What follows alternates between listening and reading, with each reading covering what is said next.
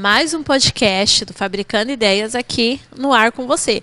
E especialmente aqui da IG Conceito, aqui de São José do Rio Preto. Você que está passando por aqui, vem aqui fazer uma visita e tomar aquele café gostoso do Mirante aqui, ó. Tem um cafezinho, um cappuccino, então é muito bom. Vem fazer sua reunião de trabalho, tomar um café gostoso e ainda ver tudo que tem aqui na IG Conceito, viu? Então corre para cá. E começando agora mais um podcast com o meu convidado, o André. Boa tarde, André. Boa tarde, tudo bom? O André vai contar um pouco sobre a trajetória dele empresarial, né? O André tem uma história aí muito linda que eu acho que os empresários têm que ouvir. E depois a gente vai falar um pouquinho sobre o que é o certificado digital, que todo mundo tem que ter, a gente estava falando sobre isso. Então, fala para mim como começou a sua vida empreendedora, André. Vamos lá. É assim, toda história, quando você entra no mundo empresarial, ou quem nos vê, acha assim, que para você ser alguém, ou ser algum empresário conceituado, você tem que ter uma condição financeira, você tem que ter um estudo, você tem que ter uma educação, uma faculdade. Eu vim de uma família muito pobre. Minha mãe veio do Nordeste, veio, na verdade, ela conta que ela veio na bagagem, não tinha condições de vir, de pagar a passagem para vir para São Paulo, naquele sonho de São Paulo, todo mundo queria para São Paulo, ela veio. E passou uma luta muito grande, uma dificuldade. Meu pai já, quando veio para cá, prometeu ela que traria ela para São Paulo, e na verdade, quando ele chegou aqui, se envolveu com tudo isso de São Paulo e A acabou grandeza, esquecendo né? ela. E aí ela, para defender a família, a filha que já tinha tal, ela teve que vir arriscar, né? Vir para São Paulo para encontrar ele aqui na cidade desse tamanho. Infelizmente, aí ela veio para São Paulo e quando chegou aqui meu pai já estava com outra pessoa. Nossa! E aí ela, como já tinha uma filha e na verdade naquela época usava A gente está a falando de 1900 e quando, assim? 1945, 1940. E aí minha mãe viveu aquela luta para poder restabelecer o casamento e tal. E aí veio aquela coisa, ele ficou com ela por obrigação, porque estava com a minha irmã, porque tinha já a minha irmã. Então foi um casamento muito difícil, teve muitos filhos e pouca estrutura. Nós moramos praticamente numa cidade que São Paulo era muito perigosa, ainda continua, mas era muito mais perigoso. Como se diz aí no linguajar aí popular, era um gueto. E eu cresci, na verdade, na pobreza, né? Vendo aquela miséria, e você não consegue ver nada além daquilo, você não se vê capaz. Televisão era um sonho encantado. É porque você vê tudo muito, muito, muito pobre e você não consegue pensar além Nem daquilo. sonhar. E assim, eu sempre, desde pequeno, fui o irmão mais para frente de tudo. Então eu era aquela pessoa mais, sabe, eu trabalhei mais cedo, saí mais cedo de casa para trabalhar, com 7 anos eu já trabalhava, que eu queria ser alguém, queria ajudar minha família, não queria ver aquela situação. A gente passava muita fome, muita fome. A minha mãe chegou a um ponto de pedir de esmola de casa em casa, porque era muito filho, e era muito filho de criação também, que a família vinha e falava, Nossa. a Ivonete mora lá em São Paulo. Aí vinha para cá, entendeu? Eles tinham ponto de partida, então só aumentava a família e aumentava as despesas, né? Sim. E aí você mora numa favela, você mora num bairro pobre, o que você vai fazer? Beber. Eu comecei a usar bebida, depois A influência, droga, né? influência. Aí você praticamente assim, você esquece que existe um futuro, que existe alguma coisa além daquilo, porque você está enfiado, você se afogou naquela situação. Então eu cheguei a um ponto que assim crítico da minha vida, overdose. Quantos Ponto anos, crítico. André, você tinha? 17 para 18 anos. Tá. Overdose. Por quê? Porque na verdade a droga passa a ser um refúgio. É muita pobreza. A válvula de escape. Porque assim, é difícil você chegar numa mesa e você sentar e você sabe que não vai ter nada para comer, que você vai dormir com a barriga vazia. E é isso que a gente vivia praticamente todo dia. Não vou falar assim que minha mãe não lutou muito, mas era muita responsabilidade. Meu pai, na verdade, ele era uma pessoa viciada em bebida, não tinha aquela responsabilidade de pai, a gente não tinha a imagem do pai para falar, filho, a vida é assim. Então, praticamente, a gente viveu. Quem nos criou, na verdade, quem me criou, foi uma sociedade totalmente destruída. Mas, assim, quando eu comecei a trabalhar, já com 7 anos, 8 anos, que eu ia para as feiras trabalhar, para carregar sacola, eu trabalhei em clube de tênis, para pegar bolinha, para ganhar. Você depois dessa parte de overdose, você começou a trabalhar, ou Na ainda verdade, não? assim, eu sempre trabalhei. A questão é, o lugar que você vive, você não tem Acha opções. até aquilo normal. É normal. Então você não tem opções. E tudo aquele negócio, você vai muito na cabeça dos outros, entendeu? Então você acaba. O vício, eu estava até conversando ontem a respeito disso. Ninguém te vende a primeira, te dá. Porque sabe que amanhã você vai ser Exatamente. dependente. Sim. Então eu usei naquela, sabe, naquela festa, naquela alegria momentânea, e depois eu comecei a usar praticamente toda semana. E depois começa 2 vezes por semana, depois é todo dia. Então começou nesse processo todo dia. E a droga, você sabe que sim, ela vai ficando, ela deixa de fazer efeito dentro de Aí você. tem que ir Você aumentando, vai aumentando, aumentando. aumentando. Você sai lá da carreira para o crack, depois você vem para picada e vai. Hoje já tem vários tipos de droga totalmente Hoje diferentes. tem. Mas você vai aumentando porque, na verdade, o seu corpo vai exigindo isso. Até que veio as overdoses. Na verdade, foi 3 overdoses. Então, só que eu tinha um sonho. Eu chegava na Avenida Paulista, eu achava, sabe, eu nunca vou me hospedar num hotel desse, eu trabalhar numa empresa dessa. Eu tinha esse sonho. E eu sempre fui aquela pessoa sofrida, mas assim, eu sempre gostei de ler. Sempre gostei de ler. Sempre foi Sempre. Eu amava ler, eu evoluído. lia até de madrugada, 3 horas da manhã, 4 horas da manhã. E eu começava a viver aquela coisa do livro. Esse livro transportar você para um outro lugar, mesmo estando. A importância da leitura sempre. Então eu fui muito de ler. Mas assim, não tive oportunidade de estudar, porque eu tinha que trabalhar. Então eu era praticamente semi-analfabeto. Como semi-analfabeto, não porque eu não sabia ler, porque eu não tinha uma graduação. Eu tive que sair da escola na 5ª série. E quando deu 18 anos para 19 anos, eu tomei uma decisão na minha vida. Ou ia viver ali, ia morrer. Eu vou te contar uma coisa que assim, um pouco. As pessoas ela encara de uma forma assim, com susto, mas eu fui alvejado uma vez. Eu quase morri por Sério. causa da droga. Eu tive. É porque se continua ali, morre.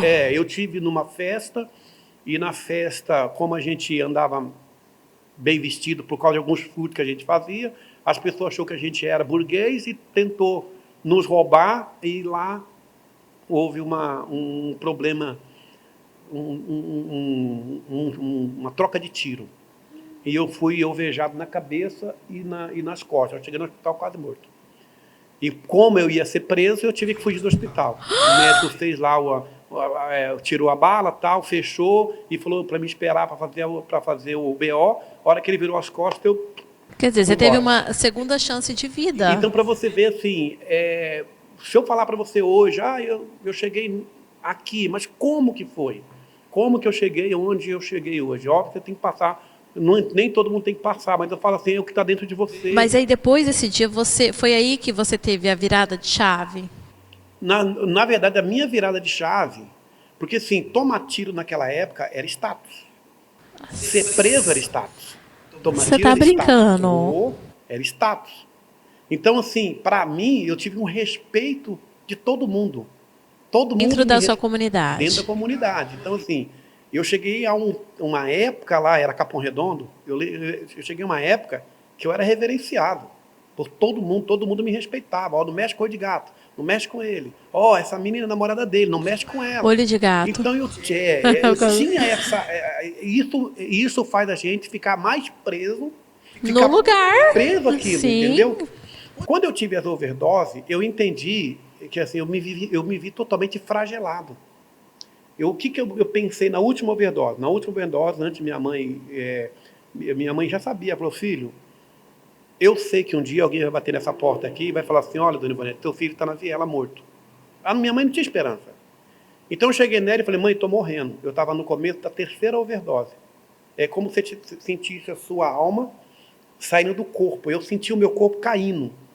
Aí eu falei para ela isso. Essa foi a última vez que eu falei para ela que ela teve uma decepção comigo. E aí eu decidi ir embora. Ali eu não ia conseguir vencer. Eu não ia conseguir sair daquela situação. Então eu decidi com 19 anos, conversei com meu pai, estou indo embora. Ele falou, para onde? Não sei. Eu quero ser alguém na vida. Ele falou, olha, você vai, mas você vai voltar. Eu falei, não volto nunca mais. O dia que eu voltar aqui, eu só vou voltar se eu for alguém na vida ou nunca mais vou voltar. E fui embora. Encarar o mundo sem, você não tem uma direção. Óbvio que eu morei na rua, tudo você pode imaginar. Eu não tinha aquela malícia, onde eu morava, os caras roubavam minhas coisas, entendeu? Então, assim, é um sofrimento muito grande. Mas eu decidi ser alguém na vida.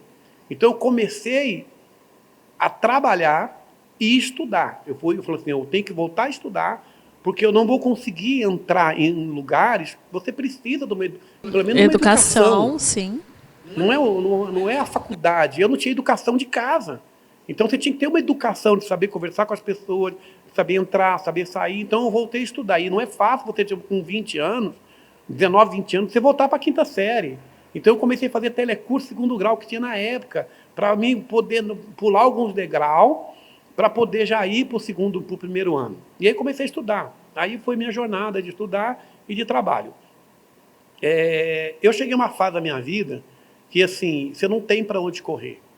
Aí eu tinha responsabilidade familiar, mas não tinha condição. E, assim, eu nunca tive vergonha. Assim, eu falo assim, eu posso falar hoje com toda a propriedade e segurança que eu consigo começar do zero. Se eu perder tudo que eu tenho hoje, você consegue. Eu consigo começar do zero. Por quê? Porque eu sei o que é pegar lixo.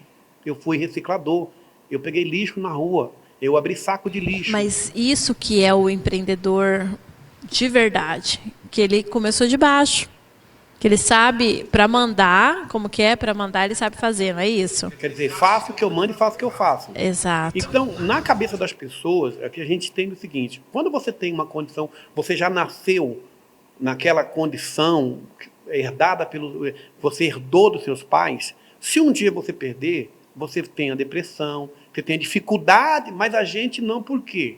Porque a gente já começou lá de baixo. Eu não tenho herança, eu não fui herdeiro de nada. Eu não tive herança nenhuma.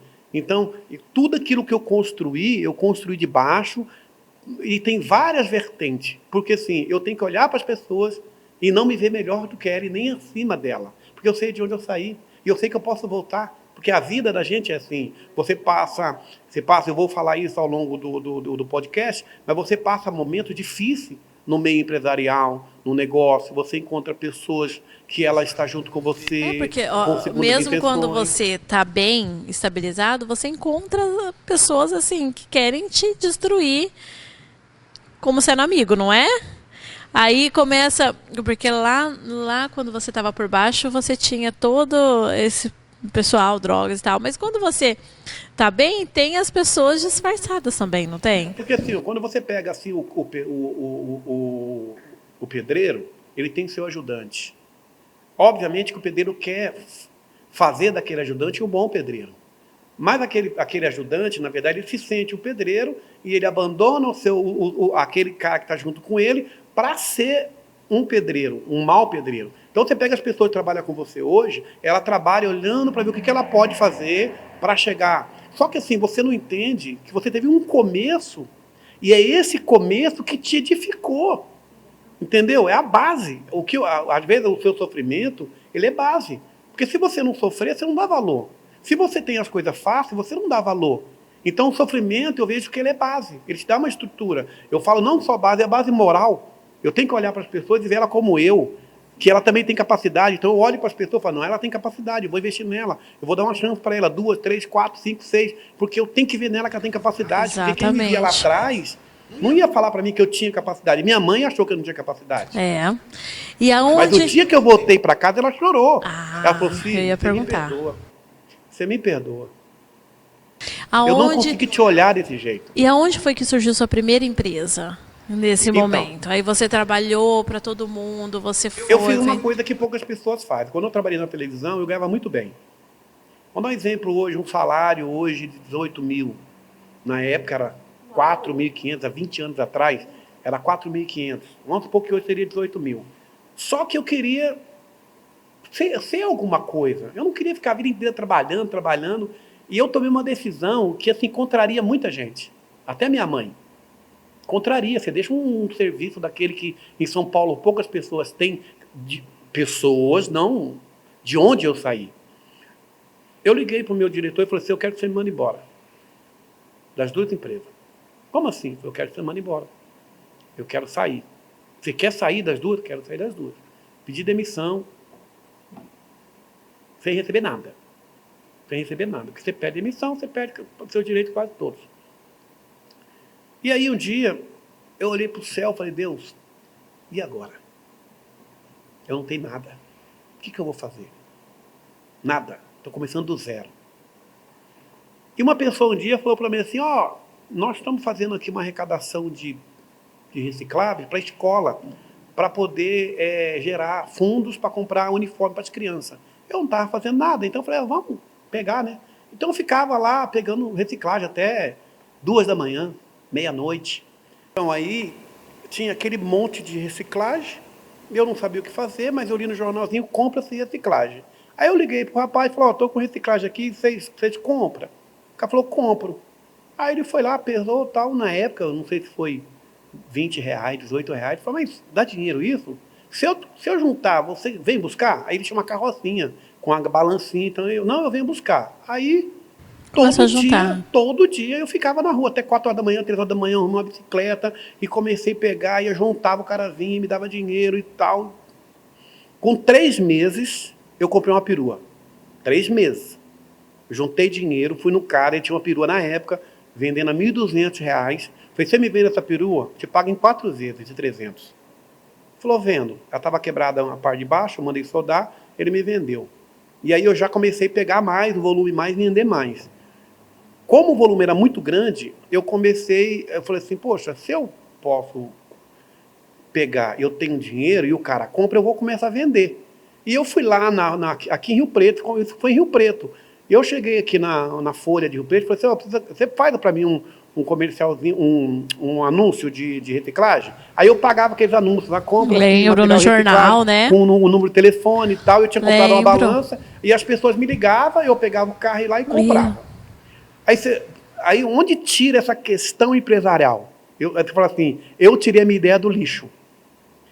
Aí o que acontece? Eu ia nas casas comprar reciclagem, e aí a pessoa tinha uma geladeira para vender. Eu falei, não, mas eu não vou comprar essa geladeira, eu só compro no peso. Ah, não, já está funcionando, eu queria que você pagasse um pouco mais. Ah, não, é só no peso. E de novo, em outra casa, eu tenho esse freezer aqui para vender. Ó, no peso. Não, já está funcionando, é que a gente comprou, mas não está utilizando. Aí eu peguei e falei, então tá, eu pago R$70 no freezer. No peso saía R$20, R$30, era ferro. Dou R$70, então tá bom. Vendeu, eu peguei o freezer, levei para casa, e quando eu coloquei na garagem, que um anúncio vende-se. Aí eu estava numa rua movimentada, aí passaram alguém lá, apertou a campainha, você está vendendo esse freezer? Então quanto que é? 400. Não, vou levar. Pô, você começou 400, uma oportunidade de negócio. Vou comprar. E aí, não sei se acontece hoje, mas acontecia muito isso. A pessoa queria ir embora e tinha que vender tudo para ir embora. E aí a pessoa me ligava, estou indo embora, quero vender. E você chegava nos apartamentos chiques, com sofá, televisão, geladeira. A gente fazia um levantamento, quanto dava, eu vou pagar 2 mil e tudo. Aí comprava. Então o que eu fiz? A minha garagem virou a primeira depósito. Como começou a aumentar muito, eu vim e abri uma loja aqui no outro bairro. Abri uma loja de usados. Aumentou, eu abri uma loja no centro. Aí eu já separava o que era nobre, o que era coisa mais assim, para uma classe de pessoa, eu colocava no centro. Então no centro vendia coisa mais... E tudo isso aqui em Rio Preto? Em Rio Preto. Olha só. E aí, como o meu volume de reciclagem era muito grande, eu aluguei um galpão que tinha acho que 20 mil metros quadrados. Enorme. E aí eu já levava tudo para o galpão, contratei uma pessoa, ela separava aquilo que era nobre, porque o reciclável, quem mexe com o reciclável e vai me ouvir, sabe que existe materiais nobres dentro do reciclável. Chumbo, cobre, vários tipos de material ali, que você tira ali do... Então a gente fazia a separação. E o material, como PET, a garrafa PET, você tem a tampinha, ela é um preço. A garrafa é É outro. outro preço. O papel que enrola a garrafa é outro preço. Então, já separava e eu comecei a buscar empresas que compravam esses materiais específicos. Então, separava e vendia para Você empresas. já começou a fazer uma gestão diferente. Uma gestão aí. diferente. Então, assim, com um ano, eu já tinha 3 lojas. Dois carros abertos, que eu precisava de carro aberto. 2 carros abertos. Em um ano, eu criei toda uma estrutura que a pessoa levaria 10 anos. Perfeito. Em um ano, mas dentro do lixo. E aí, depois desse processo, tive uma separação no casamento, larguei tudo para trás e fui embora. Fui começar do zero de novo. Porque eu falo assim, a minha história é começar do zero. Hoje você tem 5 empresas. Sim. Quais são? Eu tenho 3 empresas de certificação digital, uma chama... o Grupo 5E é um grupo, na verdade, de 5 empresas dentro do grupo. Eu tenho uma franquia, 2 franquias da Serasa, eu tenho 3 certificadoras. Uma é minha, e são 2 certificadoras que eu sou gestor dela. Então, são 3 certificadoras e 2 empresas de análise de crédito. E, obviamente, que tem outras empresas, só que eu não agreguei ainda, porque eu não dou conta de fazer. Eu sou formado em Direito, eu sou pós-graduado em Direito Imobiliário, então eu também sou, além de ser pós-graduado em Direito Imobiliário, eu sou corretor de imóveis também. Então, Nossa são senhora, coisas esse homem é tudo, que a gente gente. agrega dentro do negócio. Quando eu criei o Grupo 5E, eu criei o Grupo 5E para trazer várias opções para o mercado hoje. E hoje o Grupo 5E está em São Paulo, mas está todo no interior também. Na verdade, não. O Grupo 5E hoje está no Brasil inteiro. No Brasil eu tenho inteiro. 130 parceiros em todo o estado e cidades chaves, né? Então, são todas as cidades a gente trabalha. Como hoje o trabalho de certificado digital ele é feito 89% por videoconferência, então hoje já não tem mais fronteira. Eu atendo Estados Unidos, Japão, China, Portugal. E o Serasa é uma franquia de análise de crédito. Aquele análise de crédito. Na Serasa verdade, que a gente consulta nome, aquilo ali. Isso. Então, a Serasa, sim. A empresa precisa, ela abriu, ela vai vender no crédito, ela vai gerar crédito, ela precisa saber se você tem condições, se ela pode gerar crédito. Então, ela vai lá no sistema e puxa toda a sua informação, desde processo civil, ações, PFIM, REFIM, que é problema com banco, cartão de crédito, tudo que é restritivo e que é público. Porque o que não é público está lá no CADIM. Então, tudo que é público, você pode ir lá no sistema e puxar. Eu quero saber a probabilidade de você não me pagar. Então, eu tenho o score que mostra qual que é a sua capacidade, entendeu? Qual que é o risco que eu tenho de vender para você. Então, a gente faz toda essa gestão para as empresas. Tá. O que é hoje, assim, o certificado digital? Todo mundo precisa de certificado. Vai precisar no futuro, né? Mais ainda, né? Na verdade, assim, certificado digital, por incrível que pareça, eu tenho 15 anos que eu trabalho com certificado digital, mas parece que poucas pessoas entendem qual que é a funcionalidade, para que serve, quem que pode ter. Eu acho que falta um pouco de informação nas pessoas mesmo, né? Porque você sabe que é análise de crédito porque está na mídia. Você vai no jornal, fala a respeito do nome do Serasa, nome do SPC. Sim. A questão do certificado digital, ela não tem hoje ainda, ela não tem essa divulgação, essa cultura. Então as pessoas não entendem. E o certificado digital, ele aconteceu, ele veio, hoje ele é um carro-chefe hoje dentro do meu grupo. Tá. Ele não era, hoje ele é um carro-chefe. Ele veio pela necessidade. Tem um ditado que diz assim, não se coloca todos os ovos numa cesta só.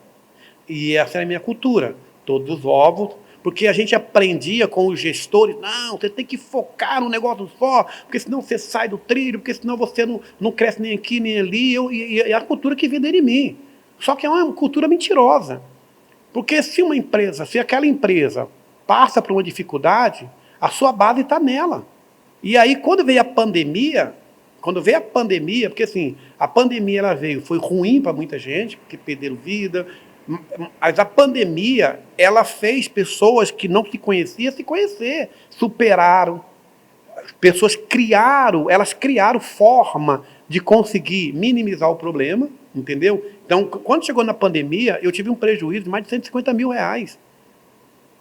Eu não consegui pagar minhas dívidas, porque eu não pude o meu funcionário não podia trabalhar, eu não podia entrar no meu escritório, E todo o meu atendimento, ele era via telefone, e eu não podia ter mais isso.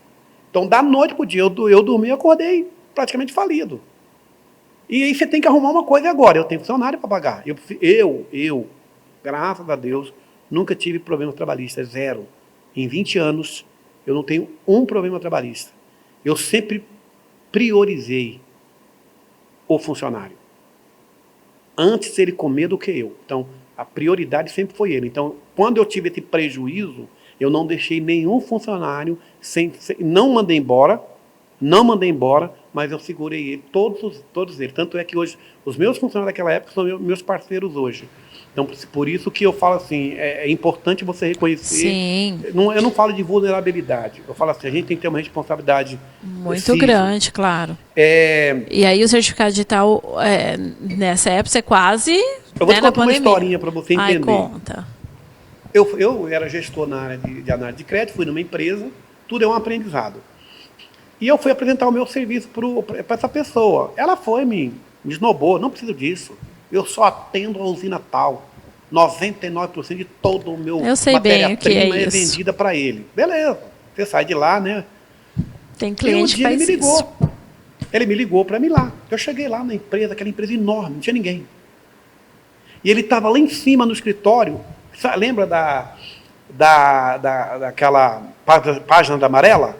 Ele estava na página amarela procurando compradores do produto dele que estava parado lá. Ele teve 1 milhão do dia para a noite de prejuízo. A usina quebrou e levou ele junto. Aquilo para mim foi um aprendizado muito grande. Porque eu falei assim, poxa, a gente não pode pegar todos os ovos e pôr numa cesta, porque se ela quebrar, você acabou. Então, quando chegou na pandemia, eu lembrei disso, eu fiz a mesma coisa. E aí eu comecei, como eu já tinha um pouco de expertise, conhecimento nessa área de certificado digital, eu liguei para uma empresa, peguei ela no Instagram, liguei para ela me deu essa oportunidade de começar a voltar a trabalhar com certificado, só que assim, eu falei para ele, não, eu não quero que você coloque a meta para mim, eu vou, durante 3 meses, te dar essa quantidade. Falei, então eu vou te fazer uma tabela legal, para você poder abrir o mercado. Em 3 meses, eu dobrei o que eu ofereci para ele. Em 1 ano, eu faturei 1,5 milhão. 1,5 milhão, fora o que eu paguei para ele. Em 1 ano, 1,5 milhão. Então, eu trouxe esse... Aí, obviamente, que o certificado digital emprega muito mais gente do que emprega outra. Ela emprega muito mais gente. E eu comecei a fazer parceria no Brasil inteiro. O que eu falo hoje quando você fala, o que é diferencial? Ética, moral. Eu falo, meu cliente é o seguinte, o seu cliente é seu cliente, ele não é meu. Eu vou respeitar como seu cliente. Eu quero você. Eu não quero passar por cima de você e atender o seu cliente final. Não quero. Ética. Eu criei uma estrutura de atendimento para atender todo mundo. Porque o certificado digital, como é que funciona? Você dá um treinamento para esse pessoal? Muito. É porque eu precisei, né, até falar para o público, e foi muito rápido. Porque assim, o atendimento foi maravilhoso. A gente vem numa cultura de certificado digital que é um documento. Você tiver até um documento. Como é que você tira um documento? Você vai lá no Poupa Tempo, você vai lá, marca o dia de agenda, chega lá, senta lá, e eles vão emitir o seu documento, certo? Você levantou, eles vão te mandar o documento para o correio, ou você volta lá e retira o documento com o númerozinho que ele vai te entregar para você. O certificado digital, o conceito, é muito demorado. Ele começou demorado. Porque as pessoas demoram quase 1 hora para entregar o produto. 1 hora. Quando você precisa emitir uma nota, ou você precisa entrar em algum site da prefeitura, do governo, da Receita ou do banco, você precisa gerar uma guia, você precisa entrar naquela hora. Não pode ser no outro dia. Então, eu criei um conceito de entregar o produto em 10 minutos. Nossa, foi muito rápido. 10 minutos. Então, assim, qual que é o meu conceito? Eu entrego o produto a hora que o cliente quer, não a hora que eu quero. Porque eu posso colocar ele na fila. Eu só posso terminar daqui 1 hora, 2 horas. Seu certificado não posso emitir outro, eu posso emitir amanhã. Não. Meu conceito é entregar na hora que o cliente precisa. Porque você há de convir comigo, eu estou lesando ele. Ele precisa, porque se você não emitir uma nota fiscal, você paga multa. Então ele precisa da nota. Eu tive um caso de um caminhoneiro que precisava pegar a estrada e ele precisava da nota, porque senão ele não pode pegar a estrada. Ele vai passar pelo posto fiscal, ele fica preso. Era 11 horas da noite, eu emiti o certificado para ele. É a minha hora de descanso, mas não importa, eu tenho que estar na pele dele. Então, nós mudamos todo esse conceito. E pouco tempo, nós viramos uma potência hoje na área de certificação digital. Não somente São Paulo. Eu estou com a menina do Sul aqui. E eu fico assim, a sua história é linda e eu fico muito feliz de estar com você juntos no Fabricando Ideias, porque você agora vai no Fabricando Ideias falar um pouquinho sobre certificado. Então, cada mês a gente vai fazer as pessoas entenderem o que é o certificado e levar para casa das pessoas esse conceito do certificado digital, não é isso? E o também importante é dúvida, porque assim, às vezes a pessoa tem uma dúvida e ela vai no site, ela é muito técnica. Não, foi isso que a gente estava conversando. Você falou, conversando com você sobre o certificado, eu falei, nossa, André, tem que... Porque às vezes você tem um MEI aí, você quer mudar algum cadastro do seu MEI, a pessoa te cobra preço exorbitante. E o André estava me falando que através do certificado digital a gente consegue fazer essa mudança. E em breve o André vai estar aqui de novo no podcast. Eu já quero deixar o convite para você vir fazer uma outra gravação comigo para a gente fazer só de perguntas e respostas. Porque essas dúvidas, para você ir nos ajudando a saber como mexer. Porque os vídeos hoje que você pega no YouTube é tudo muito complicado. Não tem uma coisa simples e a gente nem tem esse tempo e paciência porque a gente não entende. Então você começa a ver aqueles vídeos de 20 minutos ensinando. Nossa! Eu sou ativa, devo ter alguma coisa de hiperatividade que eu não dou conta de assistir. Mas assim, ó, é igual o advogado. Você fala assim, não, tudo você depende dele. Poxa, mas está lá no TJ. O contador vai fazer a mesma coisa. Você precisa de um contador para isso. Mas está no TJ. Você entra no TJ, você consegue acompanhar o seu processo. Isso ninguém sabia. Porque você estava vinculado, preso ao... Aí o advogado tinha uma linguagem técnica, igual a linguagem de médico. Técnica, e você não entendia nada. E aí você achava que a coisa estava funcionando, o advogado perdia a causa, ou recebia a causa, você nem viu o dinheiro. Então, hoje, é tudo utilidade pública. Então, você fala assim, eu preciso mexer no meu documento, você tem acesso a tudo. Então, essa questão que a gente tem que abordar, e nas próximas a gente vai abordar, dar essa liberdade para eu entender que ela não está presa a ninguém. Ela está livre. É isso. Que você pode...